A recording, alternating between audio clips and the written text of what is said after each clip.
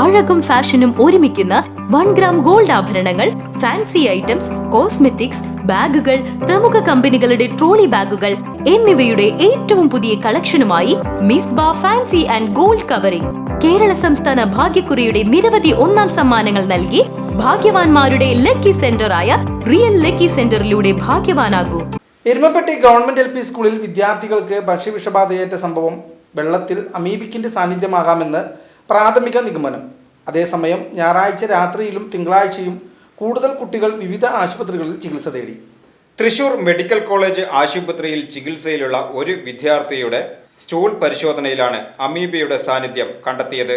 അമീബയുടെ വ്യാപനം അറിയുവാൻ ചികിത്സ തേടിയ കുട്ടികളുടെ ക്ലസ്റ്റർ പരിശോധിക്കുമെന്ന് ആരോഗ്യ വിഭാഗം അറിയിച്ചു.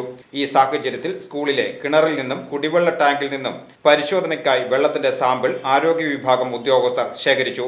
ഇതിനുശേഷം കിണർ സൂപ്പർ ക്ലോറിനേഷൻ നടത്തുകയും സ്കൂൾ കോമ്പൗണ്ടും ക്ലാസ് മുറികളും ടോയ്ലറ്റുകളും ആരോഗ്യ പ്രവർത്തകരും എരുമപ്പെട്ടി ഗ്രാമപഞ്ചായത്ത് ഹരിതകർമ്മ സേനയും ചേർന്ന് ശുചീകരിക്കുകയും ചെയ്തു.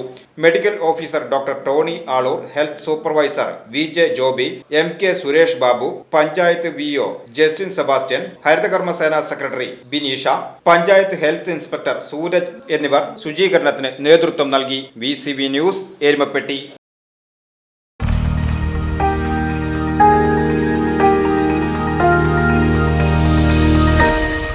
You are watching VCV News.